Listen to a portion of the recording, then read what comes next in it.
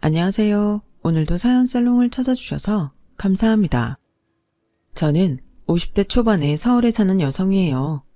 여기서 사연을 듣다 보니 저의 힘들었던 과거가 자꾸 생각나더라고요. 제 주변에서는 저의 과거를 모르는 사람도 있어서 어디다 터놓고 이야기하기 어려워 답답했어요. 그래서 오늘은 저희 좋지 않았던 결혼 생활을 이야기해볼까 해요. 제 남편은 이름만 들으면 다 아는 인류대를 나왔어요. 영어의 첫 글자만 따서 말해도 다들 아는 대학이죠. 저는 공부를 잘하는 편이 아니라서 그럭저럭 수도권에 있는 대학을 나왔고요. 저희 집은 부모님이 같이 수산시장에서 가게를 하셨기 때문에 매일 새벽같이 나가서 밤늦게야 들어오시곤 했어요. 너무 생활에 치이다 보니 두 분 다 제 공부에는 신경 쓰실 수가 없었어요. 저도 그걸 잘 이해하고 있었고요. 제가 처음 대학에 합격했다고 하자 엄마는 소정아, 이제라도 다시 공부해볼래? 아빠랑 엄마가 너 학원 한번 못 보내주고 먹고 사는 거에만 정신이 팔려서 네가 어떻게 되는지도 몰랐다. 하나뿐인 딸인데 너무 무심했던 것 같네. 재수해서 더 좋은 대학 가자. 1년 늦는 거 아무것도 아니야. 엄마 너 재수하는 동안 돈은 다 대줄 수 있어. 아니야. 나 이 대학도 괜찮아. 내가 공부에 큰 뜻이 있는 것도 아니고 1년 더 한다고 갑자기 성적이 확 오를 것 같지도 않아. 난 차라리 빨리 졸업하고 일하는 게 좋아. 그래도 아쉽다 엄마는. 너도 집에서 조금만 신경을 써줬으면 훨씬 좋은 데 갔을 텐데. 이런 부모라 미안해. 무슨 그런 말을 해. 너무 마음 쓰지 마 엄마. 나는 학원 다녔어도 지금이나 성적 비슷했을 거야. 원래 애들 학원 다닌다고 성적 막 오르고 안 그래. 저한테 미안해하는 엄마를 오히려 달래며 저는 얼른 졸업을 하고 돈을 벌어야겠다는 생각을 했어요. 그래서 졸업하고 바로 대학가의 유명한 카페에 점장으로 취직하게 됐어요. 대학 다니는 내내 카페에서 알바도 했었고 제가 전공이 마케팅 쪽이다 보니 저를 잘 본 사장님이 잘할 것 같다며 이력서를 내자마자 저한테 바로 전화를 하셨더라고요. 프랜차이즈로 여러 곳에 매장이 있는 카페였어요. 저는 거기서 일하면서 주로 젊은 사람들을 매일 손님으로 맞이하다 보니 계속 대학생인 것 같은 기분도 들었죠. 제가 쓸 돈을 벌면서 부모님 용돈도 드리게 되니까 스스로 뿌듯함이 컸던 것 같아요. 사장님이 제가 카페 관리하는 걸 보며 칭찬도 많이 해줘서 자신감도 많이 생겼고요. 카페 위치가 인류대 코앞에 있어서 공부 잘하는 사람들을 많이 보곤 했는데 그래도 전혀 꿀리는 마음은 없었어요. 저는 제 분야에서 나름 인정받고 있었으니까요. 그러다가 남편을 만나게 됐어요. 저희 카페는 점심시간에 파스타 세트나 샌드위치 세트를 많이 할인했고 그러다 보니 학생들이 많이 찾아왔어요. 남편은 당시 대학원생이었고 친구들과 점심에 자주 왔어요. 점심시간은 사람이 많이 오가기 때문에 늘 정신없이 바빴고 남편을 특별히 기억하지는 않았어요. 워낙 바쁘니까 눈 마주치는 손님도 거의 없었고 남편이 친구들이랑 오면 아, 늘 오던 그 무리가 왔나 보다 했죠. 그런데 어느 날 남편이 카운터에 있는 저한테 소설책을 한 권 쓱 내밀더라고요. 이거 한번 읽어보실래요? 저는 재미있게 봤거든요. 책 돌려주시려면 이번 주 토요일에 땡땡 영화관 앞으로 나오세요. 그날 안 나오시면 제가 방학이라 한동안 책을 못 받으니까 꼭 오셔야 돼요. 라더니 후다닥 가버리더라고요. 생각지 못한 데이트 신청에 너무 놀랐지만 기분은 나쁘지 않았어요. 그날 하루 종일 일하는 내내 괜히 들뜨게 됐고요. 저는 반강제적으로 토요일에 책을 들고서 땡땡 영화관 앞에 갔어요. 뭐 안 가려면 안 갈 수도 있지만 그랬다가 단골 일일 걱정도 조금은 됐고 아주 싫지는 않았거든요. 그래도 너무 좋아하는 티는 내지 않았어요. 괜히 그 사람 덕에 기분 좋았던 걸 들키고 싶지 않더라고요. 새침하게 두 변을 둘러보는데 남자가 저만 치해서 제 쪽으로 걸어오고 있었어요. 일찍 오셨네요. 근데 책은 다 읽으셨어요? 실은 못 읽었어요. 제가 매일 일만 하다 보니 시간이 없어서요. 그럼 안에 들어있는 거 못 보셨겠네요. 지금 한번 보세요. 무슨 말인가 어리둥절해서 책을 펴보니 가운데에 영화 티켓이 꽂혀 있더라고요. 기왕 여기까지 나오셨는데 저랑 영화 보고 들어가시죠. 남편은 웃으면서 자기 티켓을 꺼내 보여줬어요. 그게 저와 남편의 첫 데이트였죠. 앞서가는 남편의 뒷모습을 보며 저는 자꾸 미소가 지어지는 걸 감출 수가 없었어요. 영화 보는 내내 내용은 들어오지 않았고 그렇게 웃기만 했던 것 같아요. 영화를 본 후 저녁을 먹으며 남편은 저한테 어느 대학을 나왔는지 물어보더라고요. 그날도 자기 학교 마크가 떡하니 붙어있는 가방을 메고 나온 남편은 자기 학교에 대한 자부심이 상당히 강한 것 같았어요. 순간 저도 남편이 나온 대학을 나왔다고 거짓말을 하고 싶은 충동에 잠시 사로잡혔어요. 하지만 이런 걸로 거짓말을 했다가는 얼마 못 가 들통날 게 뻔했고 저 자신을 부정하는 것 같아서 그냥 솔직하게 말했어요. 남편은 그러자 반갑게 웃으며 거기 나 고등학교 동창 졸업했는데 거기가 요즘 뜨는 과들 많잖아요. 라고 이야기해주는데 확 호감이 갔어요. 제가 나온 학교가 나빠서가 아니라 아무리 잘 나가는 과가 있어도 자기네 학교처럼 역사가 깊은 명문대만 하겠냐고요. 그럼에도 저를 인정해주는 남편이 너무 좋아 보였어요. 저희는 첫 만남에 서로에게 호감을 느꼈죠. 안소정 점장님, 아니 소정씨, 저 사실 소정씨 보려고 그 카페 간 적 많아요. 저 실은 찌개에 밥 먹는 거 더 좋아하거든요. 오늘 이렇게 저랑 영화 보고 밥까지 먹은 거 저한테 호감 있다고 생각하는데 맞죠? 네, 맞아요. 실은 카페에서는 너무 바쁘다 보니까 얼굴만 알고 있었는데 이렇게 따로 만나니까 사실 마음이 끌리는 게 사실이에요. 그렇게 저와 남편은 서로의 마음을 솔직히 인정했고 저희 만남이 시작됐어요. 저는 땡땡 대학교 대학원에 다니는 사람이 제 남친이라는 사실이 은근히 자랑스러웠어요. 저 역시 우리나라 학벌주의에 어쩔 수 없이 물들어 있었던 거죠. 저희 연애는 2년 가까이 계속됐고 자연스럽게 결혼까지 가게 됐어요. 저는 남편 집에서 저와의 결혼을 반대할까봐 많이 걱정했는데 의외로 시댁은 순순히 허락을 해주셨어요. 나중에 알게 된 건데 저나 제 친정이 만만해서 결혼을 시켰다고 하더라고요. 여자 집이 너무 잘 나가도 자기들이 부담스럽고 며느리가 너무 똑똑하면 아들 앞길 망칠까봐 그랬다는 거였어요. 자기 아들이 눌려서 큰일을 못하면 안 된다는 거죠. 사람 판단하고 가리는 데에 별별 기준이 다 있다 싶었어요. 제가 결혼하고 나서 알게 된 거기 때문에 좀 속상했지만 뭐라고 할 수가 없었어요. 결혼 전이었다면 기분 나빠서라도 결혼을 한 번 더 생각해봤을지도 모르죠. 시댁에서는 친정 부모님이 수산시장에서 일한다고 굉장히 얕보고 있었지만 부모님은 저를 대학에 보낼 즈음부터 알부자라고 할 만큼 재산을 많이 모으셨어요. 지방에 주상복합으로 작은 건물도 몇 채 지어서 많지 않아도 정기적으로 세도 받고 있었고요. 부모님은 시장하고 교통편이 좋은 데에 작은 아파트를 사서 노후 준비를 잘 해놓으셨기 때문에 저한테 바라는 것도 없으셨고 그저 저만 결혼해서 잘 사는 걸 바라고 계셨어요. 남들한테 존경받는 직업은 아니지만 자기 일로 그렇게 성실하고 열심히 살아서 노후 대책까지 잘 해놓으신 부모님을 저는 마음속 깊은 데에서부터 존경하고 있었어요. 그런 친정 부모님에 비하면 시댁은 남들한테 보여주는 걸 더 신경 쓰는 사람이었어요. 그래서인지 시아버지가 괜찮은 회사 나오셔서 연금을 꽤 받는데도 돈에 쩔쩔 매는 것도 몇 번 봤어요.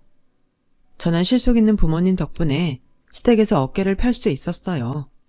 돈 때문에 저희 친정을 얕보지는 못했거든요. 남편은 박사를 딴다며 석사 논문이 통과한 후에 또 시험을 봤어요. 하지만 박사 과정에 떨어졌고 그 다음에 다시 도전했지만 역시나 결과는 마찬가지였어요. 박사 잘 될 줄 알았는데 생각보다 잘 안 되네. 너무 조급하게 마음먹지 말고 편하게 생각해. 이럴 때일수록 멀리 보면서 하는 게 좋다더라. 에이, 모르겠다. 나 박사는 접을래. 석사 땄으면 됐지 뭐. 당신 생각이 그렇다면 난 그대로 따를게. 남편은 박사 과정을 포기한다는 말을 시댁에도 전했고 시댁에서도 다들 그동안 수고했다고 하며 남편을 격려했어요. 그런데 남편은 계속 집에서 놀기만 할 뿐 취업할 생각을 전혀 하지 않는 것 같았어요. 당신 어디 취직 안 해? 계속 집에만 있을 거야? 그동안 너무 머리 써서 좀 쉬고 싶어. 그리고 지금 대기업 원서 받는 데 아니잖아. 그래도 석사까지 땄는데 대기업은 가야지. 시시한 회사는 들어가기 싫어. 그렇게 몇 달을 기다려 대기업에 입사 원서를 냈지만 면접도 못 가보고 떨어졌어요. 남편은 또 다음 시즌에 대기업에 이력서를 넣는다며 다시 놀기만 했어요. 그렇게 2년간을 백수로 지냈는데 남편은 갈수록 그 생활에 적응이 되어가는 것 같더라고요. 알바라도 해서 돈을 번다든지 다른 스펙을 쌓을 생각도 없어 보였어요. 당신 선배 중에 학원하는 사람 있댔잖아. 그분이 낮에 카페에 왔었는데 당신 지금 잠깐 강의해줄 수 있냐고 물어봐달래. 당신하고 연락이 잘 안 된다고. 그런데 나가서 애들 가르치면서 기분 전환하는 것도 괜찮잖아? 뭔 소리야. 그딴 코딱지만한 학원에서 애들 가르치는 게 기분 전환이 되긴 뭐가 돼. 그 선배 당신 카페까지 갔었어? 아 진짜. 일부러 전화 피하면 눈치껏 알아들어야지. 학원을 나갈 거면 내가 원장을 하지 일개 강사를 하겠어. 학교 다닐 때부터 깨제제하더니 능력도 없는 게 선배랍시고 나한테 그딴 거나 시키려고 들어. 저는 점점 남편에 대한 환상이 사라져갔고 현실 속에 무능하고 남의 눈만 의식하는 허영심 많은 실체를 보게 됐어요. 저는 같은 체인의 새로운 브랜드인 커피 전문점 점장으로 계속 일을 하고 있었어요. 승진이라면 나름 승진이나 다름없었어요. 전보다 제가 권한을 가진 것도 많았고 커피 전문점 브랜드에 대해서는 제 의견도 많이 냈거든요. 일은 즐거웠지만 제 현실을 생각하면 힘날 게 없었어요. 결혼할 때부터 계속 제가 벌어서 집에 생활비니 적금이니 공과금이니 모든 걸 다 썼으니까요. 사실 시댁에도 서운한 게 있었는데 그렇게 잘난 아들이 결혼한다는데도 저희 집이 보잘것없다며 제대로 된 혼수 하나 해주지 않았다는 거였어요. 집 구할 때도 보태줄 돈이 없다고 끝내 한 푼도 내놓지 않았으면서요. 별 수 없이 제가 모아놓았던 돈으로 전세를 얻었는데 결혼해서 2년이 넘도록 제가 버는 족족 다 생활비로 들어가니 가끔은 너무 속상하고 억장이 무너지는 것 같았어요. 정말이지 인류대라고 어디 가서 목에 힘만 줬지 실속은 눈꽃만큼도 없는 사람이었어요. 그럼에도 남편은 자기가 원하는 이상만 쫓았어요. 그런 중에 또 저 몰래 일을 벌였더라고요. 갑자기 저한테 모르는 사람 번호로 전화가 왔는데 김정호 씨 아내분 되시죠? 김정호 씨가 지금 저희 땡땡캐피탈 대출받은 거 계속 연체돼서 그러는데 이런 식이면 저희도 강제로 집행할 수밖에 없습니다. 그 업체는 이름만 캐피탈이지 완전 사채업자였어요. 사채 돈만이 아니라 무슨 벤처기업에 투자를 하겠다고 여기저기서 돈을 끌어다가 넣었더라고요. 그런데 그 회사는 쫄딱 망하고 문을 닫아서 어디에서도 투자금을 받아낼 수 없는 상황이었고요. 아니, 투자를 하고 싶으면 능력이 되는 만큼만 해야지. 이게 뭐야? 다들 몇 억씩 하는데 나만 꼴랑 1,000 이렇게 하면 돼? 그래도 명색이 땡땡 대학 나왔고 내 얼굴 아는 사람도 있는데 좀 그렇잖아. 그래서 이익 냈어? 투자금 돌려받았냐고. 아니잖아. 정말 언제까지 그놈의 대학 타령만 하고 이럴 거야. 저는 이번만큼은 안 되겠다 싶어서 시댁에 찾아갔어요. 어머니, 저희 좀 도와주세요. 그이가 너무 돈을 많이 빌려서 그 사람들이 찾아오고 난리도 아니에요. 이러다가 그 사람한테 무슨 일 생길까봐 걱정이에요. 뭘 그렇게 난리냐? 네가 돈 버는데 네가 메꿔야지. 그걸 우리 보고 해달라고 하면 어떡하니? 그 사람 사채를 3억이나 빌렸어요. 돈 한 푼 안 벌면서요. 저 혼자는 감당이 안 돼요. 좀 도와주세요. 얘, 너 미쳤니? 네 남편이 빌린 돈을 왜 우리한테 그래? 우리 같은 늙은이가 무슨 힘이 있어서 나가서 돈을 벌겠어? 너도 알다시피 우리 여유 없잖아. 그런 건 좀 니들이 알아서 해. 그 큰 돈을 언제 다 갚아요? 저랑 상의도 안 하고 버린 거예요. 뭐 너랑 말 안 하고 한 것 때문에 네가 기분 상할 수는 있겠지만 정호도 잘해보려고 하다가 그렇게 된 거잖아.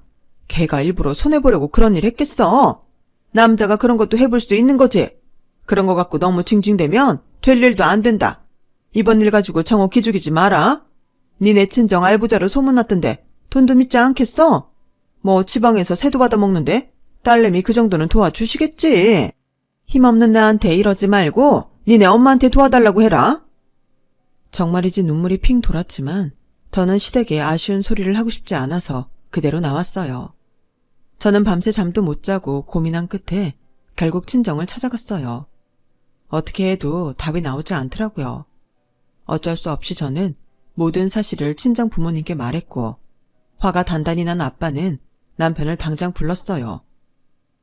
자네 어떻게 이런 사고를 쳐? 결혼하고 한 번도 돈도 못 벌었으면서 뭐? 3억?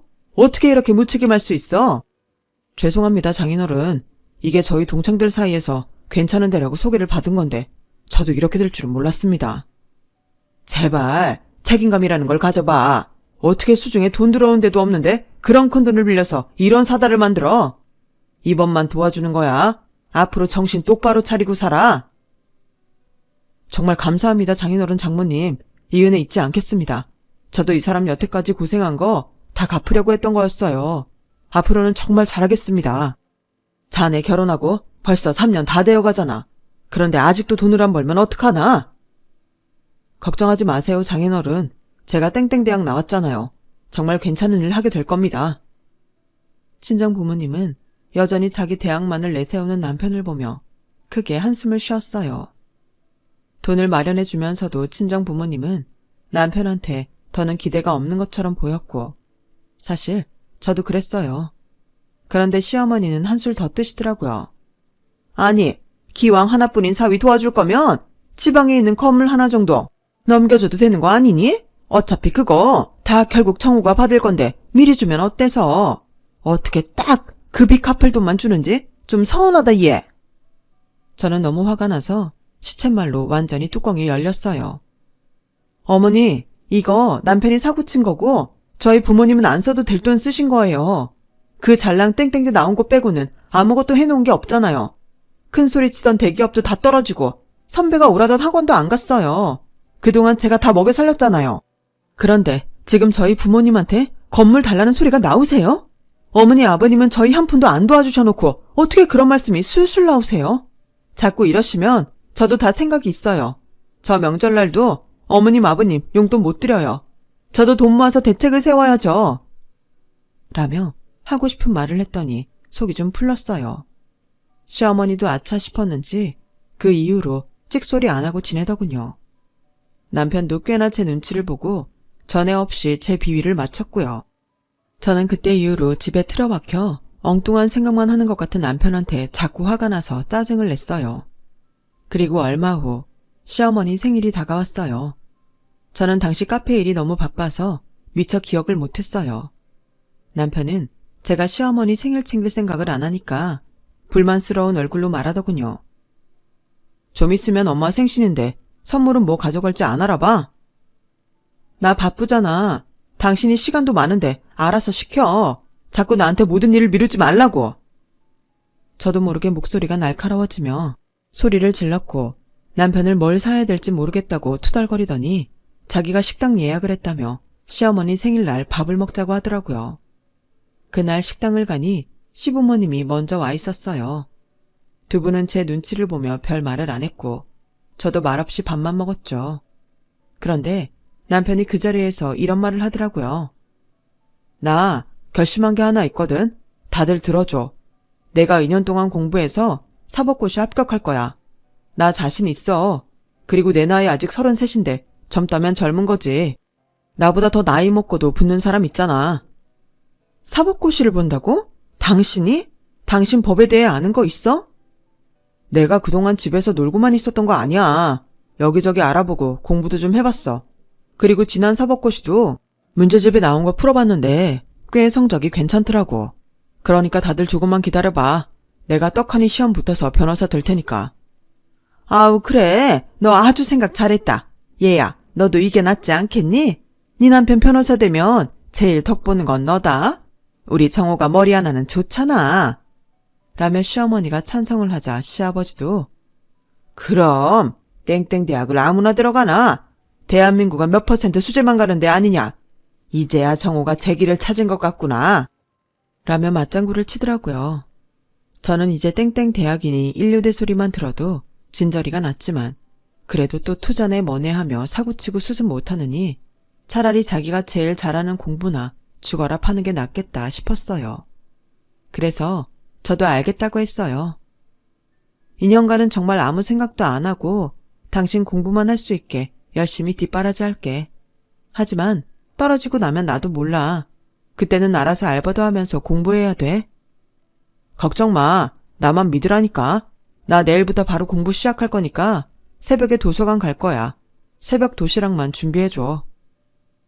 저는 남편 말대로 새벽마다 도시락을 싸고 그날 쓸 용돈을 놔두고 집에 나오는 생활을 시작했어요. 제가 항상 공부를 하는 건지 체크를 해볼 수는 없었지만 밤에 집에 갔을 때 방에서 열심히 공부하는 모습이나 문제집을 푼 흔적들을 보며 어느 정도 하고 있구나 짐작했죠. 제가 대충 보니 남편은 4시간 정도 자면서 정말 열심히 하더라고요. 하지만 2년 후 남편은 1차 시험에는 합격했지만 2차에서 떨어졌어요. 그 정도는 법대생들도 한 번쯤 떨어지니 다음에는 꼭 될 거라며 남편은 자신을 하더라고요. 하지만 해가 갈수록 남편은 더 시험을 잘 치르지 못했고 계속 떨어지기만 했어요. 그렇게 시간이 흘러 6년 가까이가 되었죠. 33이던 남편은 40을 코앞에 두게 됐어요. 그러는 사이 저는 딸을 낳게 되었고요. 남편이 공부해야 된다고 제가 진통하고 애를 낳을 때도 들여다보지 않아서 정말 섭섭했던 기억이 있어요. 시댁에서도 니네 친정이 알아서 잘 하지 않냐며 태어날 때까지 전화 한 통 하지 않았었고요. 하지만 그런 속상함과 서운함을 한 번에 씻어주듯이 남편은 마음을 앞두고 사법고시에 합격을 한 거였어요. 여보, 진짜 축하해. 노력은 배신하지 않는다더니 당신 노력에 진짜 빛을 발하게 됐네. 너무너무 고생 많았어 당신. 이제 당신 날개 달고 하고 싶은 거 다 하면서 살아. 고마워. 당신도 정말 고생했다. 나 뒷바라지 한다고. 이제 나도 우리 연재한테 떳떳한 아빠 노릇 할 수 있겠어. 그 말을 하는데 정말 눈물이 뚝뚝 떨어졌어요. 저 혼자 아이를 낳으러 갔던 게 확 떠올랐거든요. 당시에는 괜찮다고 스스로를 세뇌하며 병원에 입원했는데 사실은 다들 남편 손잡고 왔는데 저만 덜렁 누워서 친정엄마를 기다리던 게 굉장히 가슴 아팠던 거죠. 남편의 합격 소식은 양가 부모님들한테도 기쁨이 됐어요. 친정에서도 너무 좋아하며 남편한테 양복도 해주고 지갑이며 벨트에 구두까지 전부 명품으로 사줬죠. 우리 사위 앞으로 쭉쭉 잘 뻗어나갈 일만 남았네. 이런 날이 오느라고 그 고생을 했구나. 애썼다. 감사합니다 장인어른. 정말 귀하게 잘 쓰겠습니다. 시댁에서도 잔치를 하고 떡을 돌리고 난리도 아니었죠. 이제는 다 됐다 하며 저도 안심했고 4살 된 딸아이 어린이집에 데려다 줄 때에도 남편이 사법고시에 붙었다며 은근히 자랑도 했어요. 남편이 사법연수원에 들어갈 날을 앞두고 갑자기 시어머니가 제가 일하는 카페로 찾아왔어요. 이런 데서 일하는구나. 평생 여기에 있으면 무슨 희망이 있겠냐만. 그래도 먹고 사는 데는 지장 없으니까 여기 도장이나 찍어라. 라며 제가 일하는 곳을 깎아내리는 말을 하더니 대뜸 이혼 서류를 내미는 거 아니겠어요? 너무 어이가 없어서 말도 못하고 시어머니 얼굴만 바라봤죠. 우리 정호 더 크게 될 사람인데 어울리는 사람 만나서 새 출발해야지. 뻔뻔스럽게 내 아들 옆에 붙어있지 말고 좋게 끝내자. 마지막에는 좋은 모습 보여야지. 나 이날만 손꼽아 기다렸다. 네가 돈줄 벌고 친정이 건물 좀 있다고 유세 떠는 거 진짜 배알이 꼴려서 죽는 줄 알았다. 상스러운 것들이 상스러운 일도 돈 번 게 뭐 그리 잘했다고. 그것도 무슨 수백억이나 벌었으면 말을 안 해요. 아니 어머니, 지금 그게 말이 된다고 생각하세요? 어머니는 그렇다 치고 그이는요? 그이는 이거 알아요? 정호가 알고 말고가 중요해. 정호 앞날이 더 중요하지. 나랑 애 아빠가 정호한테도 이혼 생각 있는지 슬쩍 물었는데 뭐 싫다고 방방 뛰지는 않더라. 그런 거 보면 걔도 그동안 속에 맺힌 게 많았다는 뜻 아니겠니? 이건 어머니가 저한테 강요하실 일 아닌 것 같아요. 일단 그이하고 제가 이야기를 해볼게요. 갑자기 이혼이라뇨. 그 사람이 사법고시 붙었다고 이렇게 하시다니 정말 너무하시네요, 어머니. 너무한 건 너야. 네 주제에 감히 변호사 와이프라니? 너 꿈깨. 집에 가서 남편한테 따지니 남편은 우물쭈물 하더라고요. 아니, 이혼은 너무 심하지. 좀 아니지 않나 싶고. 그러게, 당신도 어머니한테 조금만 잘하지 그랬어. 화가 나셔서 그런 거 아닐까 싶네. 지금 그게 말이야, 방구야. 내가 뭘 잘못했는데? 당신 용돈 다 대주고, 내가 다 벌어서 먹여 살리고, 애 낳으러도 혼자 가고, 그런 게 잘못이야? 아니, 뭐, 좀 사근사근 했으면 사태가 달라지지 않았을까 하고. 그걸 지금 말이라고 해? 저는 소리를 빽 질렀고 그 바람에 딸아이가 울기 시작했어요. 저는 제대로 싸우지도 못하고 아이를 달래서 재우느라 애를 썼어요. 그 후 시어머니는 매일같이 계속 저를 찾아와서 이혼하라고 난리를 쳤어요. 저는 오기가 나서 도장을 못 찍어주겠다고 했죠. 어머니, 저 그렇게 순순히 이혼 못해요. 연지는 무슨 죄예요? 연지 곧 유치원에 갈 나이예요. 그이도 이혼 생각은 안 한 것 같은데 왜 저희 부부를 갈라놓으시려는 거예요? 너 눈치 보면서 우리 아들이 얼마나 고생했는 줄 알아? 너 혹시 위자료 받으려고 그러는 거냐? 네, 그런 거라도 받아야겠네요. 그리고 눈치요? 제가 무슨 눈치를 줘요? 저 사람이 한 건 생각 안 하세요? 그래, 위자료 주마. 우리 정우 새 출발하는데 그깟 거 네 손에 쥐어주마. 대신 연지도 네가 키워야 된다. 연지 때문에 우리 아들 발목 잡힐 일 만들면 안 돼. 네가 계속 버텨봤자 좋을 거 하나 없으니까 그런 줄 알아. 저는 너무 억울하고 속상해서 하늘이 무너진 것 같았어요. 제가 그토록 노력해서 지킨 결혼 생활이 이렇게 허무하게 끝나나 싶어서 딸아이를 붙들고 울기만 했죠. 그리고 며칠 후 남편이 샤워를 하는데 남편 휴대폰으로 계속 전화가 오더니 문자가 왔어요.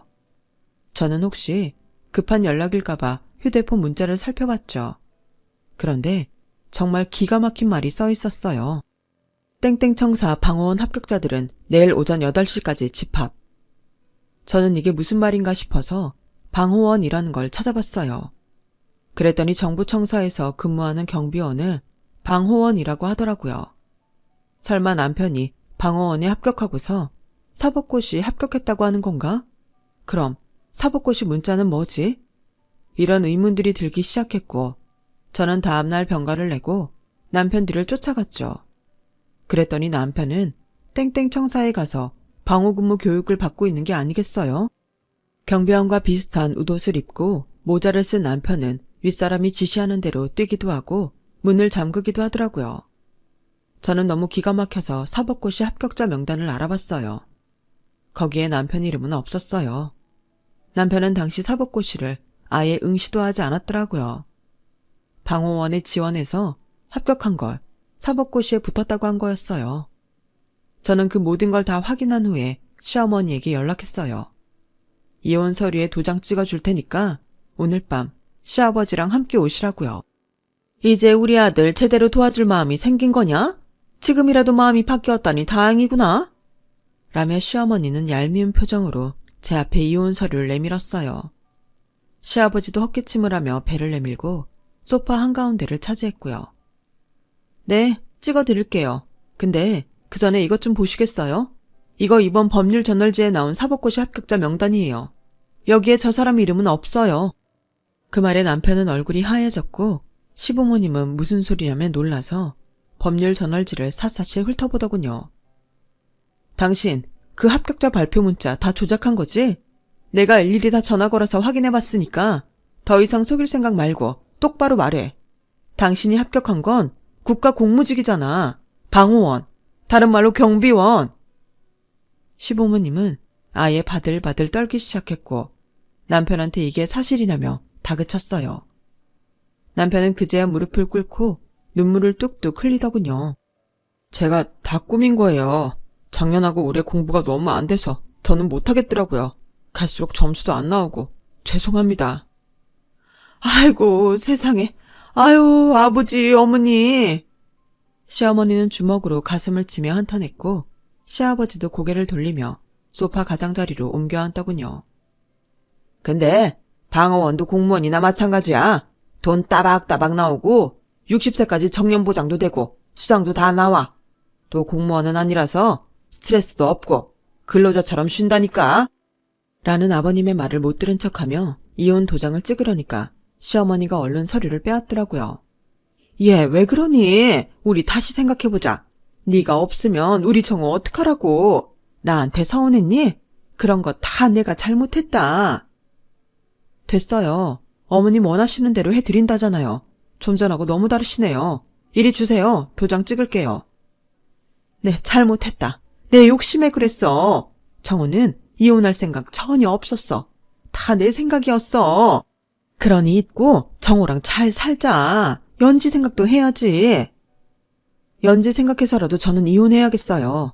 차라리 방어원 됐다고 솔직하게 말했으면 속상하긴 해도 정신 차리려고 해서 고맙다고 했을 거예요. 근데 이건 아니죠.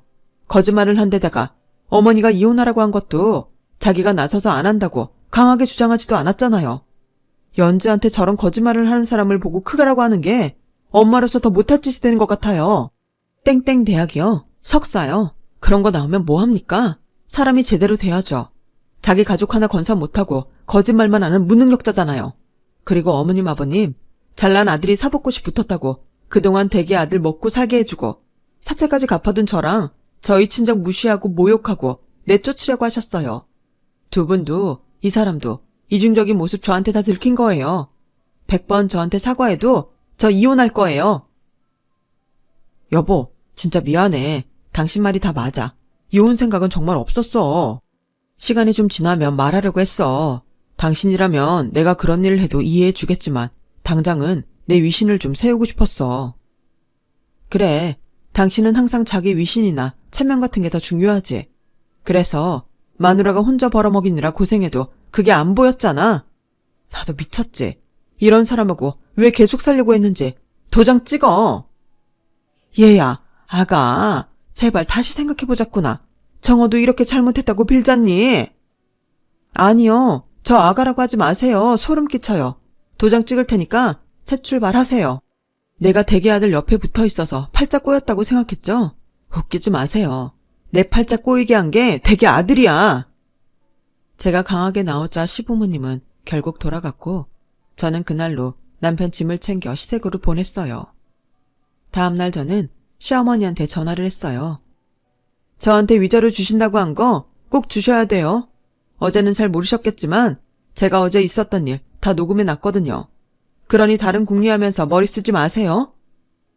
그렇게 저는 이혼 소송에 들어갔고 시댁에서 아이를 빌미로 어떻게든 이혼 안 하게 만들려고 별수를 다 썼지만 제가 녹음한 내용과 그동안의 남편의 행태 그리고 제 수입이 월등히 많다는 점 등이 다 고려돼서 재판은 제가 승소했고 남편은 저한테 막대한 위자료를 물게 됐어요. 남편과 이혼하면서 저는 제 카페를 차리게 됐어요. 그동안 대형 커피 전문점에서 일했던 노하우를 살려서 제가 원하는 카페를 만들기로 한 거죠. 남편은 위자료에 우리 부모님이 갚아줬던 3억까지 물어주라는 판결을 받아서 평생 돈을 갚으며 살게 됐고요. 그러느라 지방에 내려가서까지 일용직을 한다고 하더군요. 시댁은 집을 팔고 작은 데로 옮겨갔고요. 그렇게 이혼하고 지금까지 혼자서 아이를 키웠고 그 아이가 곧 고등학생이 된답니다. 아이 역시 아빠에 대해서는 안 좋은 기억만 있다며 어떻게 지내는지 알려고 하지도 않더라고요. 가끔 시어머니가 아이를 찾아가서 아빠랑 같이 산다고 하라는 둥 꼬셨나 보던데 그때 딸아이가 아주 당차게 아빠나 할아버지 할머니는 보고 싶지도 않다고 했다네요. 딸에게까지 그런 상처를 남겨서 얼마나 미안한지 모르겠어요. 지금의 저는 카페는 젊은 매니저에게 맡기고 바리스타 교육도 하고 다른 사람들 창업도 도와주며 살고 있답니다. 남편이 없지만 딸과 친정 부모님과 행복하게 잘 살고 있어요. 제 이야기는 여기까지예요. 끝까지 들어주신 분들 모두 건강하시고요. 매일 행복하시고 좋은 일만 있기를 바랄게요. 감사합니다. 여러분, 사연 댓글에 응원과 현명한 조언 부탁드려요. 좋아요와 구독은 저에게 큰 힘이 됩니다. 오늘도 좋은 일 가득하세요.